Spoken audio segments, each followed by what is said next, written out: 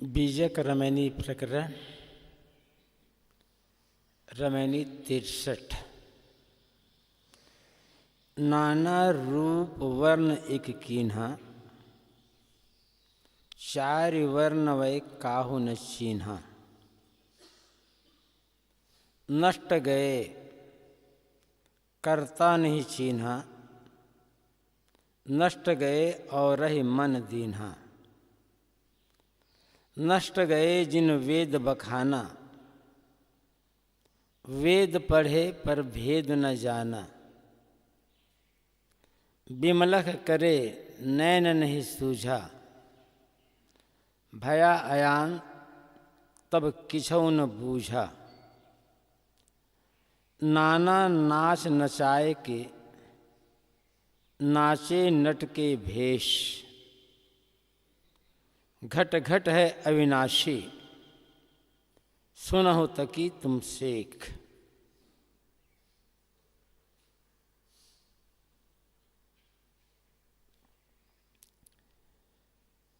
पिछली 62वीं रमैनी में सद्गुरु कबीर ने वर्ण और जाति के अहंकारियों के अहंकार को मर्दित करते हुए कहा था कि यदि तुम जन्मजात वर्ण व्यवस्था मानते हो तो फिर उसी हिसाब से तुम्हें जन्म लेकर आना चाहिए था, लेकिन ऐसा तो है नहीं।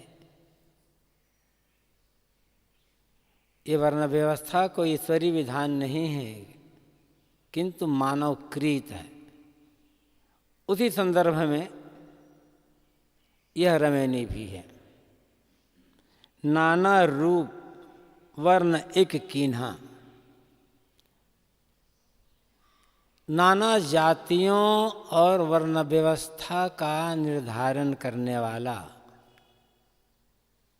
यह मनुष्य है। यहाँ एक से मतलब मनुष्य जाति है। लोग ये मान लेते हैं कि एक मतलब ईश्वर ने जातियां बनाकर भेजी। ईश्वर जातियां क्यों बनाया गया, ईश्वर वर्ण व्यवस्था क्यों बनाया गया? वैसे गीता में श्री कृष्ण से कहलवाया गया है, चातुर्वर्ण मया सृष्टम कर्म जन्म कर्म स्वभावजम, कि चारों वर्णों का निर्धारण मैंने किया है। चारों वर्णों के लोगों को मैंने पैदा किया जन्म कर्म के अनुसार। तो कर्म के अनुसार से मतलब क्या होता है? जो पढ़ने पढ़ाने का काम करने वाले हैं, जो बुद्धिमान लोग हैं, ज्ञानी हैं, समाज को ज्ञान की बातें बता सकता है, समाज का सही निर्देश कर सकता है, वे ब्राह्मण हैं कर्म के अनुसार से। तो जो बलशाली हैं, लड़ने भिड़ने वाले हैं, समाज की रक्षा करने वाले हैं, जो समाज दिन दुखों की रक्षा कर सकते हैं, वे क्षत्रिय हैं, क्योंकि क्षत्रियों का काम ही है रक्षा करना बाहरी दुश्मनों से। और जो दुष्ट हैं, दो काम होता है क्षत्रियों का। एक तो आंतरिक जो दुष्ट स्वभाव के लोग होते हैं, चोर है, डकैत है या अन्य लोग हैं, उनका दमन करना। और दूसरा बाहरी शत्रु यदि आक्रमण करते हैं उनसे रक्षा करना। तो ये क्षत्रियों का काम। ऐसा जो लोग हो क्षत्रिय, वाणिज्य है, व्यापार है, खेती है, गोपालन आदि है, उत्पादन का काम जहाँ है, ऐसे लोग वैश्य हैं। और जो जिन्हें मोटा काम कहा जाता है, कपड़ा बुनना, लोहा काम करना, ये सब करना, वो शूद्र हैं। तो इसमें तो फिर इस हिसाब से हो तब कहा गया नहीं, ऐसा नहीं है। भगवान तो कहते हैं कि कर्म के अनुसार से पैदा किया, मतलब जिनके पूर्व जन्म के कर्म गलत थे उनको भगवान ने शूद्र बना दिया है, और जो एकदम जिनके जो कर्म है बहुत बढ़िया कर्म थे, शुभ कर्म, उनको भगवान ने ब्राह्मण बनाया है। वो तो ये जो ब्राह्मण क्षत्रिय वैश्य शूद्र आज के कर्म नहीं है, पूर्व जन्म के कर्म अनुसार से भगवान ने उसको दिया है। इसमें ब्राह्मणों का कौन सा दोष है? वो तो भगवान ने बनाया हुआ है। जिनके कर्म गलत है उसमें भगवान क्या करेगा? उनको शूद्र बना दिया भगवान ने। इस ढंग की व्याख्या करने वाले, लेकिन ऐसा कोई भगवान नहीं है। चाहे वो गीता में श्री कृष्ण कहने वाले हों तो यह किसी ने नहीं किया है।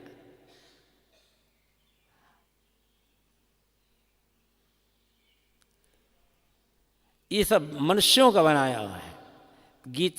गीता भी किसी मनुष्य की ही लिखी हुई है। अब श्री कृष्ण से उसको जोड़ दिया गया है।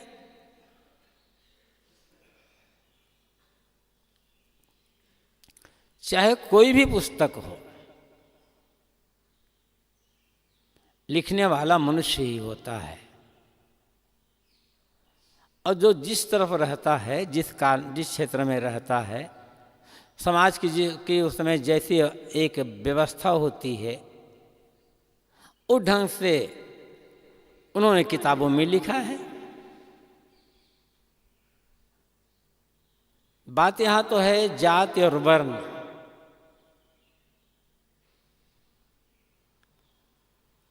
जिन्हें भारतीय समाज में या दुनिया में कहा जाता है सत्य पुराना ग्रंथ ऋग्वेद, उनमें जो आया तो है जैसे कल कहा गया था, लेकिन जाति के हिसाब से वहाँ पर जातों का निर्धारण वहाँ दिखाई नहीं पड़ता है। ये जो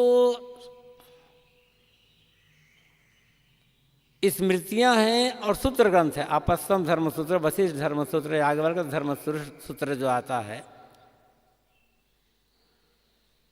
इनमें जातियों का निर्धारण हुआ है ज़्यादातर से। तो ये भी आदमियों की ही लिखी पुस्तकें हैं, किसी भगवान की लिखी पुस्तक नहीं है।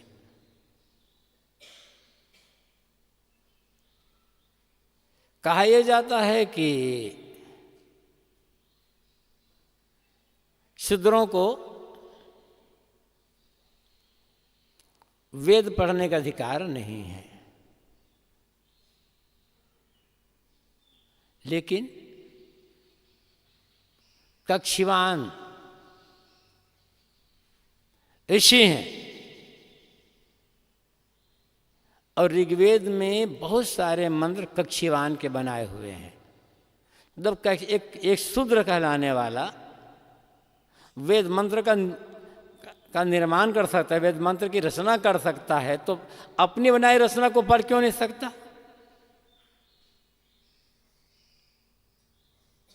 लिख सकता है तो पढ़ भी तो सकता है वो। कक्षीवान की पुत्री घोषा शूद्रा है, और घोषा के भी बनाए हुए मंत्र उसमें है, ऋग्वेद में है। स्त्रियां भी नहीं पढ़ सकती है।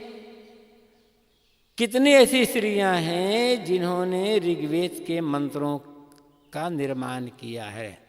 वो दृष्टा, उन्होंने कहते लिखा कहो, रचना किया कहो, दृष्टा किया कहो, वो भी बात है। तो स्त्रियां जब वेद मंत्र बना सकती हैं तो पढ़ क्यों नहीं सकती? लेकिन आज भी कहा जा रहा है कि शूद्र और स्त्रियां पढ़ नहीं सकती। तो बात यह है, साहब कहते हैं ये सब किसी भगवान का लिखा हुआ नहीं है,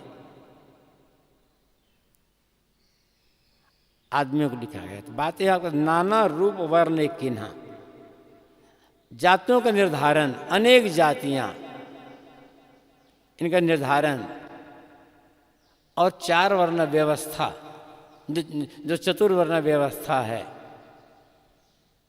उनका निर्धारण एक मनुष्य ही करने वाला है। अरे धीरे धीरे जातियां बढ़ी हैं। जातियां एक बार में नहीं बढ़ी है, धीरे धीरे बढ़ी है। और हुआ क्यों? किसी परिवार में पीढ़ी दर पीढ़ी वही काम होता रहा, तो इसलिए उस लोगों को उस काम के करने में सरलता हुई और जन्मजात संस्कार उनका हो गया, तो फिर वो उसी तरह कर रहे हैं। और यदि उनको अवसर दिया जाए भिन्न काम करने का, तो अन्य काम भी वे कर सकते हैं। और आज तो प्रत्यक्ष ही कर रहे हैं। आज ऐसी स्थिति ऐसी है कि कोई वर्ण का व्यक्ति ऐसा नहीं कर सकते कि हम अपने वर्ण के हिसाब से ही काम करते हैं।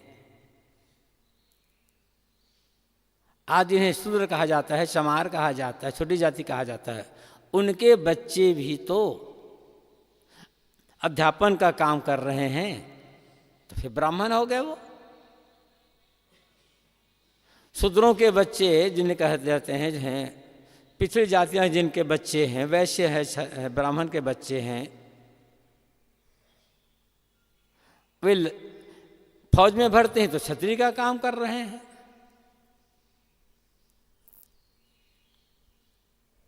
कहाँ रह गई वर्ण व्यवस्था आज? किंतु दिमाग में अभी भी इस जाति और वर्ण को लेकर के सड़न बनी हुई है। और आज भी कुछ लोग बड़ी कट्टरता के साथ इस वर्ण व्यवस्था और जाति व्यवस्था को बनाए रखने के लिए प्रयत्न कर रहे हैं।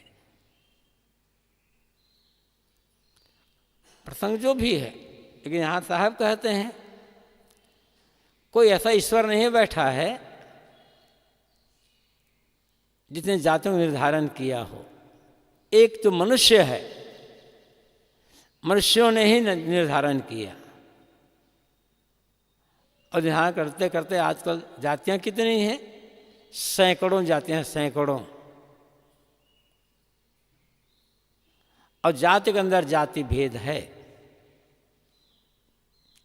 4 वर्ण में काहू ने चिन्ह था, लेकिन चारों वर्णों के लोगों में से किसी ने यह परख नहीं की कि इनको बनाने वाला, इनका निर्धारण करने वाला एक मनुष्य ही है। सब ऊपर वाले की बात कह देते हैं। आज भी जिन्हें छोटी जाति के लोग कहते हैं, उनके दिमाग में इतनी गहराई से घुस गया, इतनी गहराई से घुस गया है कि और लोग कहते महाराज क्या करें महाराज, भगवान ने हमें ही ऐसे बना कर भेजा है। कहते कहते कहते कहते उनके अंतरात्मा कुचल गई है।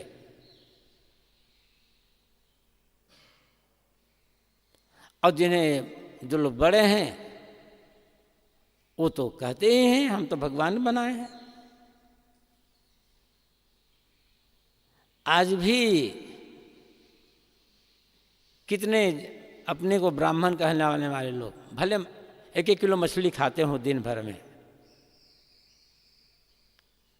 लेकिन अहंकार इतना ज्यादा। एक बार एक अपने को ब्राह्मण कहलाने वाले आदमी कोई जैसे बात हो रही थी, तो कुछ मैंने कहा था तो मेरी बात उनको अच्छी लगी नहीं। कहते हैं देखो महाराज, हम ब्राह्मण हैं और ब्राह्मण के मुख में अग्नि का वास होता है, अभी हम श्राप दे देंगे आपको। अच्छी बात है, अभी अहंकार है। ब्राह्मण के मुख में अग्नि है तो उसको मुख तो जल जाना चाहिए सब तक। बचा कैसे रह गया है अभी तक?